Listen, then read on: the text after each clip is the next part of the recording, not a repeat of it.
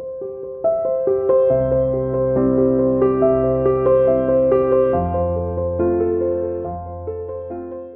here's one, and I hope you're using the chat so that you can have an opportunity to chat with one another, begin a little sense making in the chat so that you're able to then raise questions, ask things. And of course, I'll be with you later if you would like to have a question that you'd like me to try to work with you on.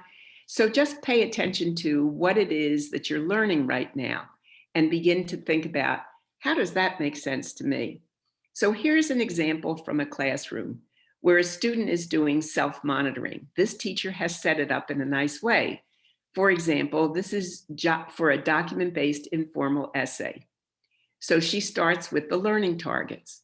Now notice, when we're asking students to be self-monitoring about the work that they're doing, the learning targets become critically important.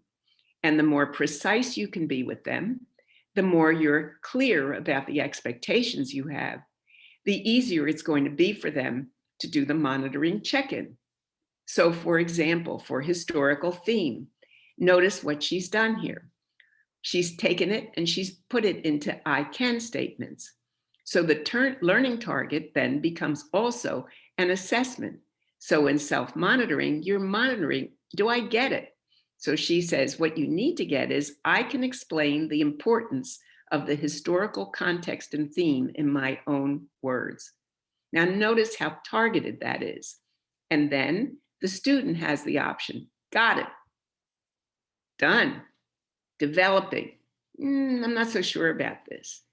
Feedback, I have underlined where you show the big ideas. So in other words, I may be developing, and as a teacher now, I'm giving you some feedback based on that specific target.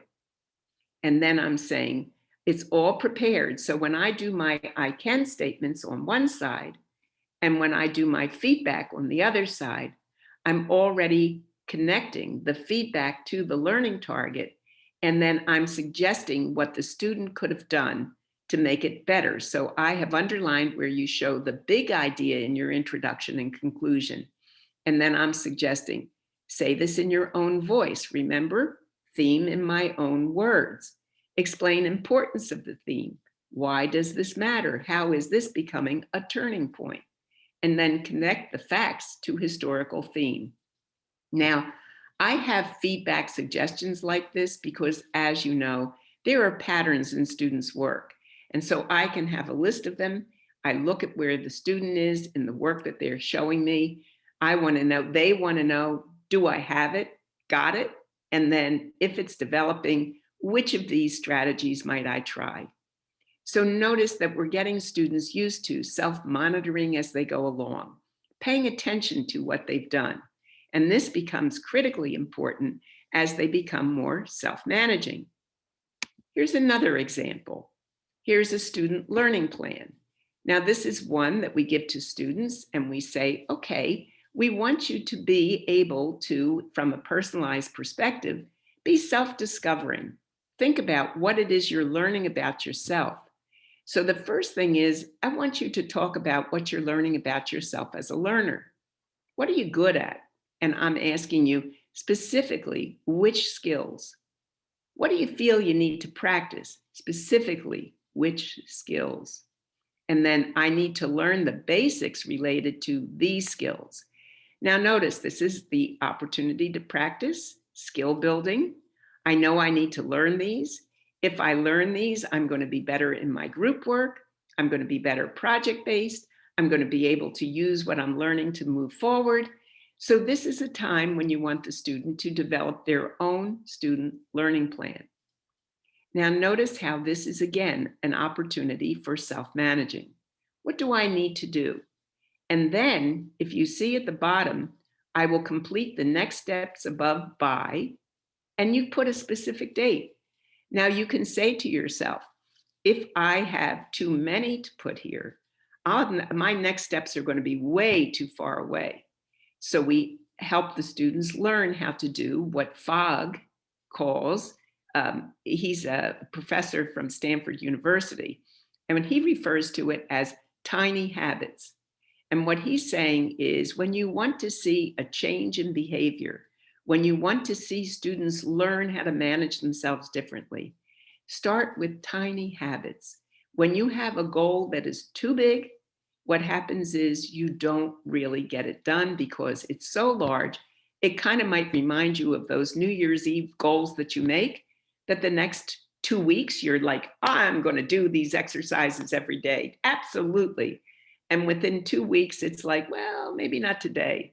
And within a month, it's, well, maybe not so much. And before you know it, it's too big, it's too large, and it's gotten mixed into all the other things that you do in your life. So you begin to say, if I made a tiny goal, just a tiny one.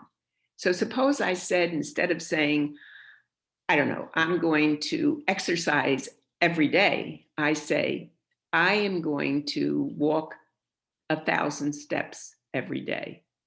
You notice how many people on their Apple Watches are doing that. Like, oh, I'll just do this many steps. This is how many I need.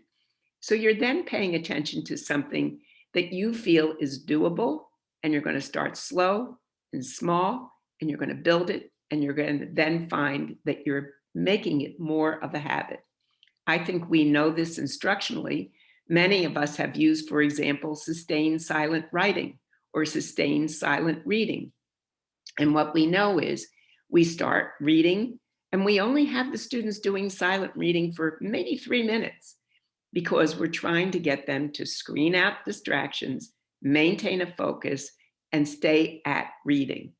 And day by day, we gradually increase it because they develop the capacity to sustain and to do the work increased over time.